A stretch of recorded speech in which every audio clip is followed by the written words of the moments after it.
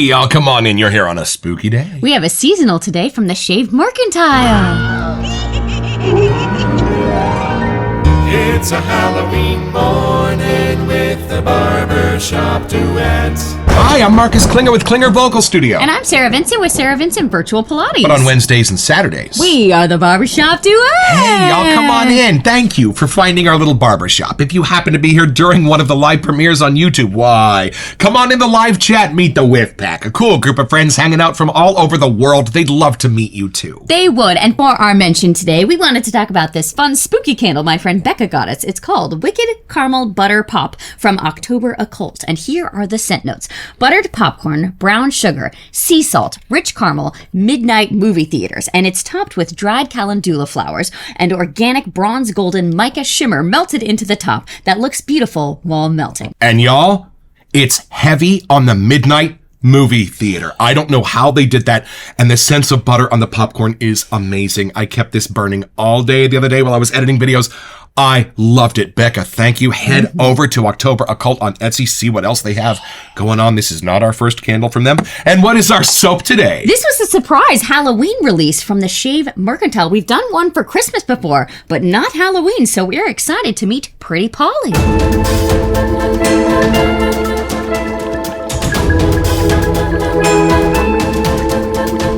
All right, y'all, from the sales page at theshavemercantile.com. We never intended on making a Halloween seasonal shaving soap, let alone one based on an Appalachian murder ballad, but Polly whispered otherwise. Introducing the Shave Mercantile's Pretty Polly limited edition shaving soap.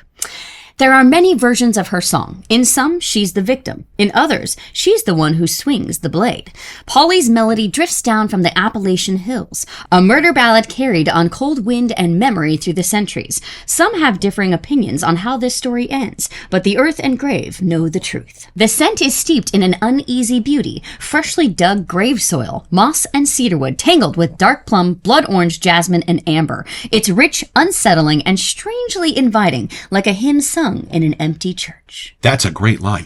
An Appalachian Gothic fragrance. Polly is earthy, haunting, full of quiet mystery, folklore, and fog. For those who appreciate craftsmanship, story, a bit of the macabre, and the kind of scent that leaves an echo, this one's worth the lather. She's whispering your name. This hauntingly exquisite shaving soap is handcrafted exclusively for the Shaved Mercantile in collaboration with the unofficial soap makers of country music, Music City Suds. Visit their website at musiccitysuds.com. Handcrafted in Nashville, Tennessee. Okay, y'all, you ready to take this one out of the box?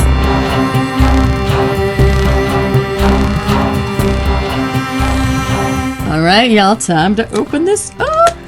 Let's see how scary she is. Okay. Mysteries and wonders. Oh, what did you do? What is this? Y'all, hold on. A little scroll in a little piece of string.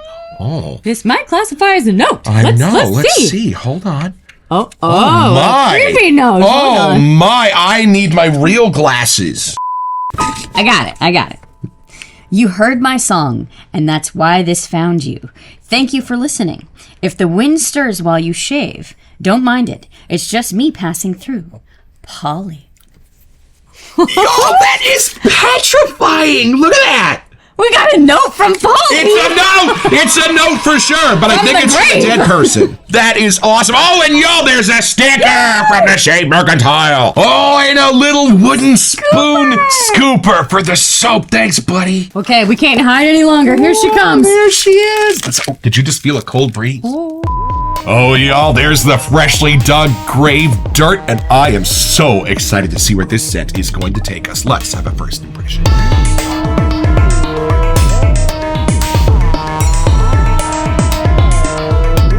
So for those of you new to the channel, my dad had a funeral home and cemetery growing up, so my summer job was digging graves and trimming around headstones. So I know exactly what freshly dug grave earth smells like. I'm going to take this. You got to. I'm excited. All right, here we go. Let's see.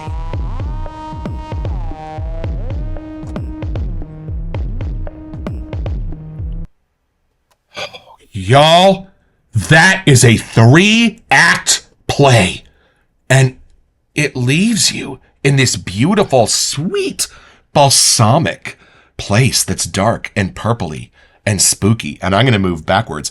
There's a floral whiff that hits you in the middle, but when you first take this in, it's earthy, it's mossy, and it's dirty. But it leaves you clean and almost in a gourmandy place.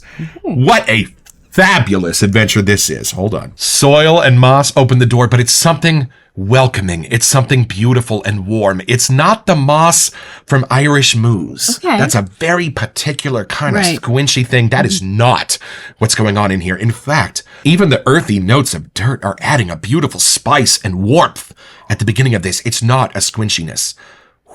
And the coolest thing about the earthiness, it like envelops you when you first take this in, and then a trap door opens. Whoomp! And it's gone. Drops you down into the florals that are almost a bit barbershop-y, but where it leaves you with the plum and that balsamic note, almost sort of grapish like a vineyard.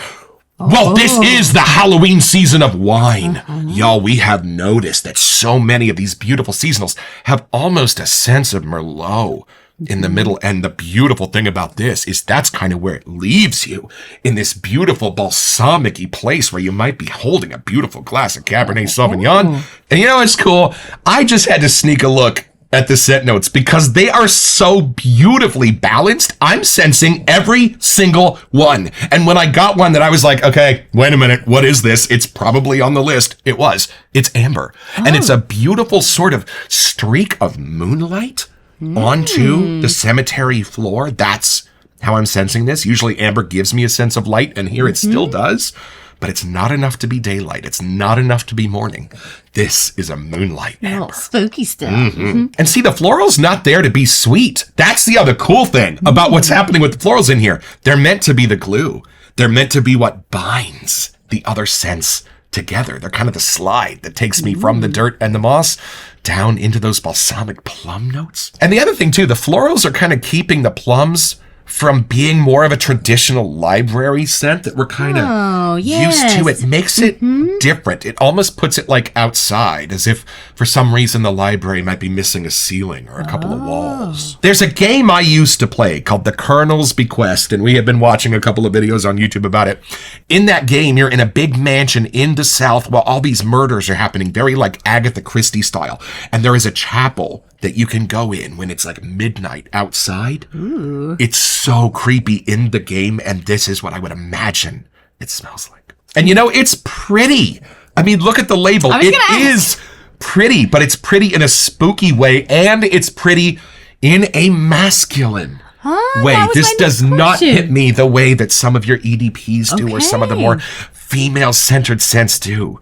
This is floral, but this is masculine. I was wondering, because if it's kind of supposed to be Polly's perspective, if there was going to be a little more of that kind of a thrown in there vibe. All right, I want you to take this in. I have no idea how this is going to wash over you. Okay, well, I'm glad you approved. It's not too scary for me to take a whiff of. It's beautiful, y'all. Well done. Ooh, it's kind of got like an iridescence to the soap. There's definitely room in there for those who like to tub load. Kind of mother of pearl. It does. I wish that could come across on camera, but you'll just have to believe us. Okay.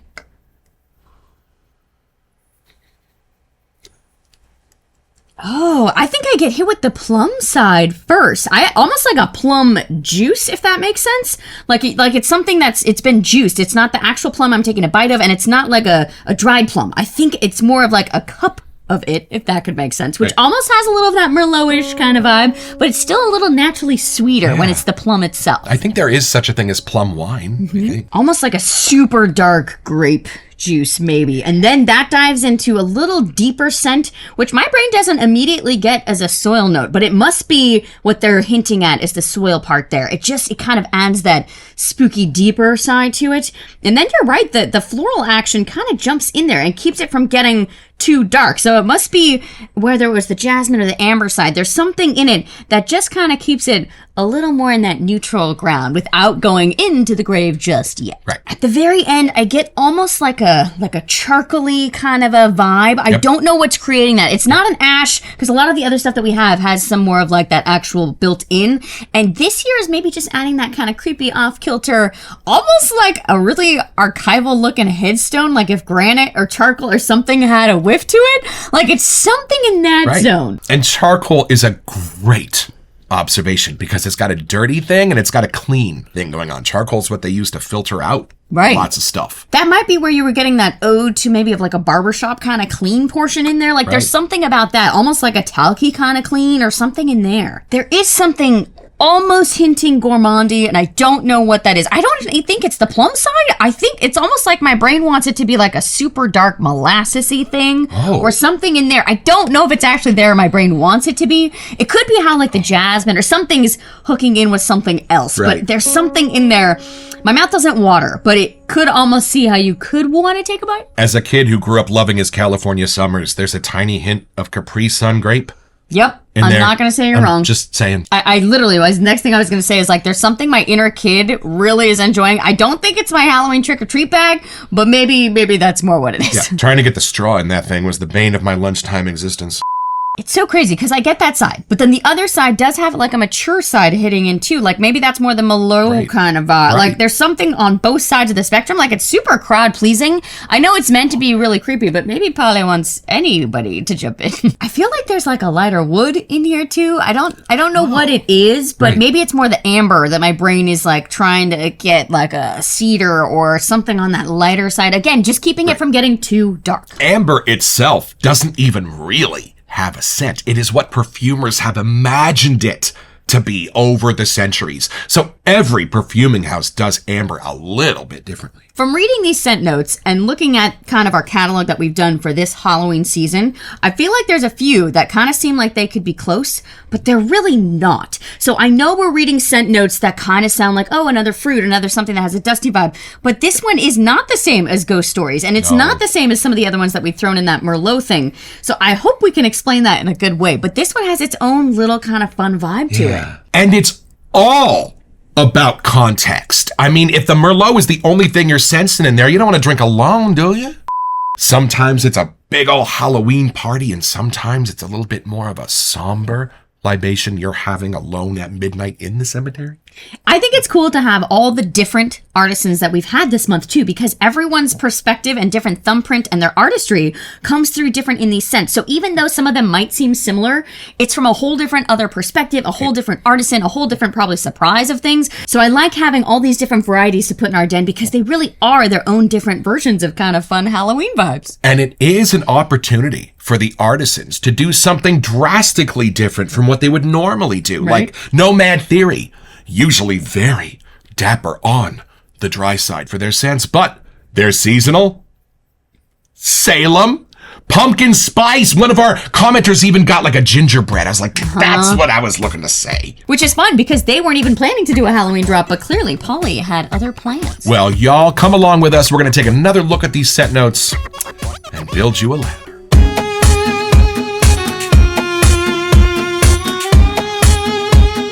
All right, y'all, back to the sales page at theshavedmercantile.com. We're going to start with scent notes of freshly dug grave soil. Nailed it. I almost get that more as a base note here. That's not something that stays throughout my whiff, but I know it's there only because it adds that nighttime kind of creepiness vibe to this. And then a scent of moss, which is, I think, what lets you know that this is not just dirt, it's freshly dug grave soil, because grave soil is going to have a sense of like peat moss or grass or something else from the cemetery in there. And cedarwood, so I was right, there was a light wood in here, tangled with dark plum, blood orange, jasmine, and amber. Y'all, those are your mids. And hold on, they're right about the plum. That is the darkest part in here. How are you sensing the blood orange? Because I'm not getting much citrus in here. Well, I think that was the part that was making me kind of want to smile, like something like childhoody. Like, I don't know, the blood orange, it doesn't go to a normal orange. It does smell different. Like if you cut into a blood orange next to an orange, it's not as citrusy. It does have that like muddled wine kind of vibe that comes through, you know? You're right. It is kind of the pulpy tart part. It's turned way down. Mm-hmm. But it's the pulpy tart part. I think it's helping make the dark plum be darker, like because they're right next to each other. Something in that lane. And I gotta say, I didn't quite get the jasmine as I knew there was something floral, but the jasmine blended so well next to those other fruits that I almost forgot it was a separate scent note. Sometimes Jasmine in my brain is just translated as like powdered sugar. There you go. Over the entire thing. Like that's what it does. I kind of feel like maybe that's the pretty poly thumbprint in there, like just a little something more feminine. But the amber next to it helps round it out, and it almost adds that little masculine kind of balance to the scent. I'd be lying if I said the amber did not give this a tiny hint of like fresh laundry, which playing against the grave soil and moss, y'all. With comedy, they say raise the stakes, play the opposites. It's the same with scent. It's what gives it movement. I gotta say, I probably would use this much more year-round than some of our other Halloween-themed ones. Like, the way that these scents are in here, I can totally see how it's in that spooky season and it's super fun. Right. But there's something in it that almost has, like, a little bit of a sangria vibe. Or something that's just, like, a nice, calming kind of evening, too. And everything in here that's spooky is left for you to discover when you know it's there. But if you don't, some of these other scent notes have a way of sort of gently smoothing out those scents. So if you did need to walk into a boardroom with Pretty Polly on your shoulder, I don't think you'd get any sideways glances except to say, wow, you smell good. I feel like we have some homework assignment to go listen to all these songs now. I didn't realize that they were all kind of woven into this story, but it makes sense coming from Nashville. We should have known. And I thought my Mystery Machine brush from Opus Brush was apropos for this, inspired by Scooby-Doo. We gotta solve this mystery of Polly here. And then this is my HC&C no-nonsense lather bowl. This is the one I grab when I just don't even want to have to think about how I'm going to build my lather today.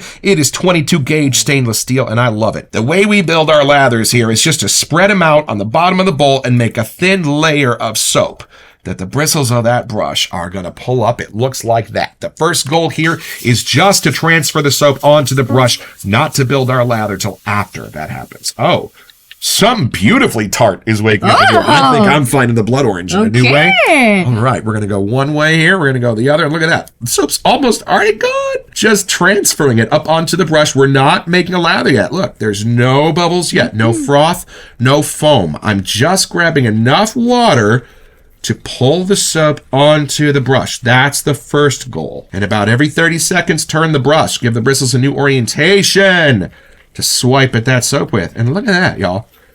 Now, what we got is just about an empty bowl, a little water at the bottom, and all that soap is hanging out here in the brush. Now, watch what happens now. Just going to go sop up the water at the bottom and start making small little circles. And there it is, without any froth, without any foam. The lather man cometh. Sometimes it rains in the forest. Do you know any good ghost stories about the Appalachian Mountains? No. I'm not sure how haunted the Appalachian Mountains actually are. Yeah. We're here in California, so we get a lot of Sasquatch stuff. And Mount Shasta. Don't get me started on Mount Shasta, and don't go above the tree line. The Y-Files did a Mount Shasta episode, y'all. Woo! And her cabin in Red Bluff is pretty much in its shadow. You can see it. Yep, it's crazy. Woo, y'all, I know we never comment on lather here at the Barbershop Duet. But this is why we broadcast in 4K, so you can see this. It's not our faces we want you to see. Yeah, please don't look at our faces. Yeah, no, you know. And this is something you will only find here in the Barbershop Duet. This is the, who's that standing behind you, Pretty Polly with? On 3. 1, 2. Oh, interesting. See if you get more moss from there. Oh, yeah. Yep. Way more plum, way more of the balsamic grapey stuff from the tub. This is where a little bit more of the soil and moss are coming out, but it makes sense. Moss, it's moist. But I do feel like you're right. Like, the grave has just been dug. There's something way more fresh and real about what's happening here. Smell that. This is the balance that they were intending at Shave Mercantile. This is crazy. And y'all, while we don't do shaving here in the Barbershop Duet, we're sure Ethan would love y'all to see how this lather coats and covers a moneymaker. Y'all, look at that. It's like I'm plastering a wall. Oh, that gorgeous tartness inside of that plum and that grape we're discovering is beautiful. This is super slick and padded. It really feels like a safe lather I here. can feel my stubble coming out. And come along with us, y'all. As long as we've got an open grave, we're going to go a little bit deeper.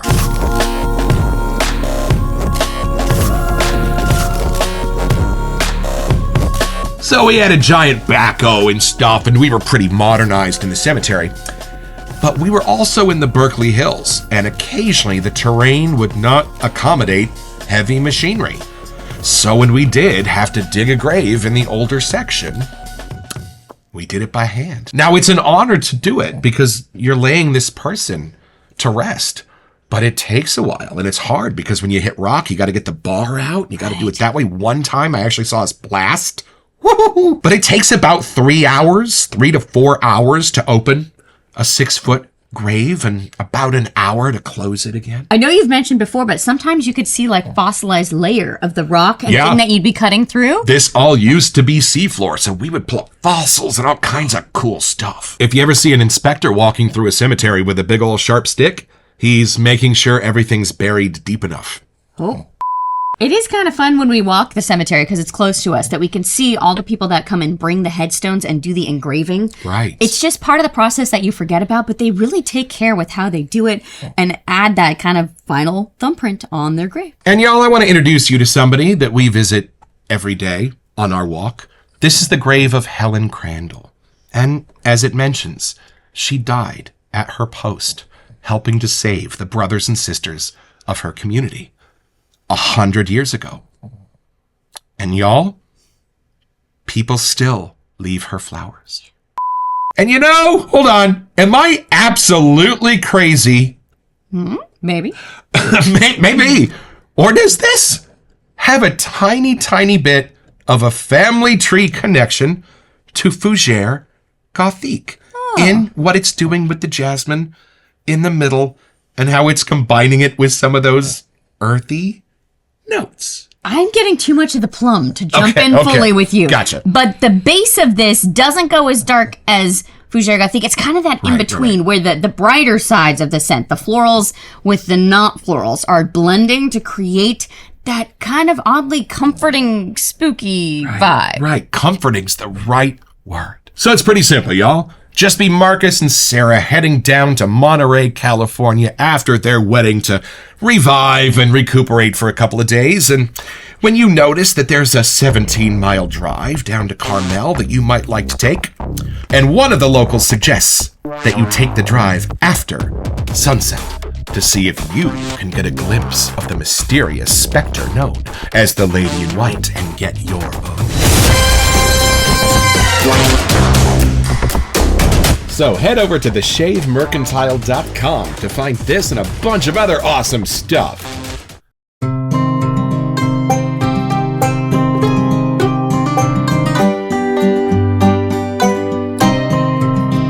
Well, I have had my shave, y'all, with Pretty Polly. And let me tell you something. This completes the trifecta with Autumn Ash and Witchcraft from Subtle Art as soaps that are absolutely spooky, absolutely scary, absolutely Halloween-y, and at the same time, absolutely 3 of the most beautiful scents I have ever experienced in this entire wet shaving world. Thank you for this Shave Mercantile and putting it in a base that is an absolute pleasure to use. Thick, creamy, protective, great post-shave feel. We will be back.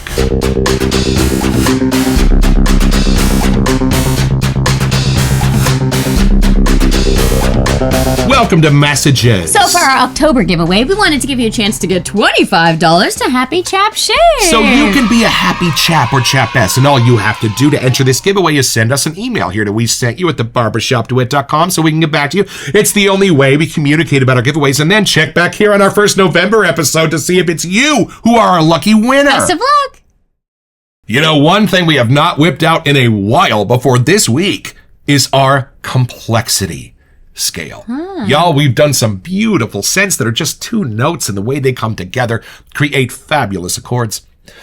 But something like this takes at least those 8 or 9 published scent notes, and most likely a few others, and gives you this swirling carnival of a scent that never stops moving and always has little nooks and crannies for your nose to keep discovering as you keep getting to know the scent. And you know, on a crowd-pleasing scale of 1 to 10, where would you put this Halloween scent? I think I'd put it at like an 8. Me too! Which is really saying something for a scent that has dirt in it.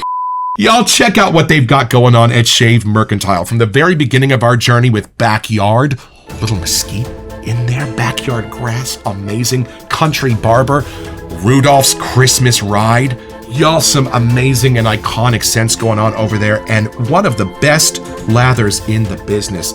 Ethan, Stacy, Cookie, thank you for knowing what kind of scents blow our skirts way up and giving us some of our absolute favorites. Don't forget your next appointment with the Barbershop Duet. You'll smell better just watching this. Yes.